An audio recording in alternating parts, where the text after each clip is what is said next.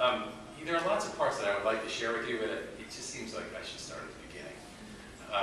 In putting this book together about a relative of mine who was canonized, miracles were a big part of the story. You can't be a saint without having miracles. And there are official miracles that the Vatican sanctioned, and then there are the miracles that my relatives in Italy experienced, that they believe that they have gotten these blessings directly from this individual named Justin Catanoso. And as I was doing my reporting and my research in Italy that summer, every one of my Italian relatives had a miracle story for me. And they wanted to share it. They wanted me to know that they had been communing with this person who died in 1963 as a parish priest for 60-some years during the worst of times in Italy. And as I was putting my thoughts together, organizing my material, I knew that I wanted these miracle stories to punctuate this, the organization of the book itself. And so my book is in 3 parts, and each part starts with one of these miracle stories. And I didn't get this story that I'm going to read to you, and then the prelude. I didn't get this first miracle story until I was just about ready to leave Italy. And it was one of my closest cousins shared it with me.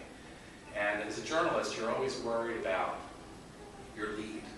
How are you going to start the story? How are you going to pull people in? And when she shared this story in Italian through an interpreter, I knew what I had.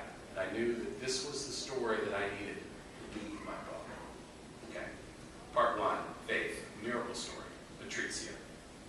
Patrizia Catanoso knew she was in for a restless night. The thoughts she took with her to bed were too gruesome. Earlier that day, the son of a close friend had been struck by a car while riding a motorcycle on a country road outside of Corio, a rugged mountain village in southern Italy. The collision was head-on, and the boy, just 17, landed in the road like a box of ceramic dishes.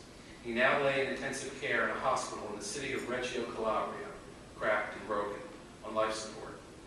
Patrizia worked as an administrative assistant at the hospital and had visited the boy's father there. The doctors tell me there is no hope, her friend sobbed. They are just waiting to pull the plug. Patrizia is a sensible woman, level-headed, able to empathize easily with the suffering of strangers. But such pain rarely followed her home. Life is often short and cruel. Hospital work teaches you that. But a young boy, a family friend, crushed by misfortune on a blind curve, she thought of her own 2 children, Salvatore and Nicolo, just a few years younger than her friend's son. She crossed herself and kissed her fingertips. Understand now that Patrizia is no religious mystic. She's not one to burn candles before a statue of the Virgin Mary. Her eyes, dark and penetrating, suggest that she can spot nonsense a mile away, especially when she cocks an eyebrow. She favors long denim skirts and flat shoes, and as for jewelry, she wears only a plain gold wedding band. Her faith is the same, simple, honest, never showy. Yet at home in bed that night, Patrizia felt compelled to pray, not to Jesus, not even to God, but rather to the only person she calls on in times such as these, her great uncle, Gaetano Catanoso, a humble mission priest who died in 1963, the year after she was born. He was no ordinary priest. Her parents and grandparents believed Gaetano had lived the life of a saint during 6 decades of Christ-like service to the poor in southern Calabria. The Vatican agreed to such an extent that Gaetano had been venerated by Pope John Paul II and was on track to become canonized. This rare Catholic honor confirmed to the faithful that the priest possessed divine powers to work miracles through God's grace. Patrizia never bothered her great uncle with frivolous matters of lost keys or soccer victories, but she prayed hard for her friend's son. Sometime before dawn, in the twilight zone between sleep and consciousness, Patrizia saw an image, a face, blurry around the edges but soon recognizable. It was Padre Catanoso. His soft eyes and sweet smile as wrong as if he were kneeling right beside her bed. "Don't worry," the image spoke to her. "He won't die. Ask the sisters for a handkerchief and tell them to pray." Patrizia opened her eyes as the image disappeared. In all her years of prayer, she had never, ever experienced anything like this. It was morning. She dressed and left her apartment in a hurry, driving quickly through Reggio's side streets to a small church in the hilltop neighborhood of Santo Spirito.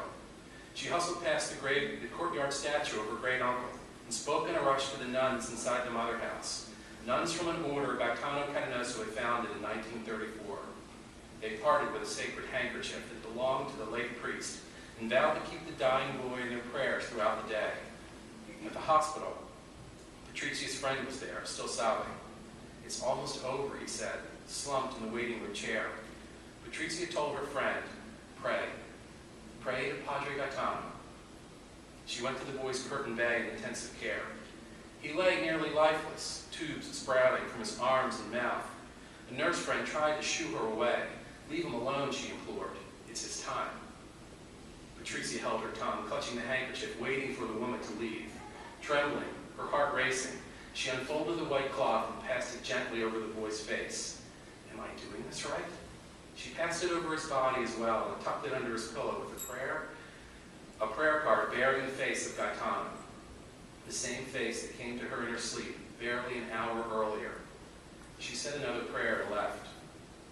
That evening, with her husband, Orazio, she returned to the hospital. Again, she was greeted by her friend. Again, he collapsed, in her arms in tears. "My God," Patrizio thought, "the boy's dead." But through his choked tears and gasps for air, her friend was trying to tell her something different. "My son, he's better. He is better." Patrizio dashed, pushed back the curtain where the boy was, sitting on the edge of the bed, his feet dangling. He looked a roughed up mess, but he was alive. He managed to smile. Patrizio just stared, wordlessly, then felt a shiver run down her neck. "The doctors can't explain it," her friend was saying, just behind her. "His injuries were so bad. They were certain he would die. They don't know what happened." Patrizio Catanoso doesn't believe in magic and never reads her horoscope. She can't be bothered. But she believes in her great uncle to the very depths of her soul. In him, she has no doubts, only faith. "I know what happened," she whispered to her friend, pulling him close, tears streaming down her own face. "È stato miracolo." It was a miracle.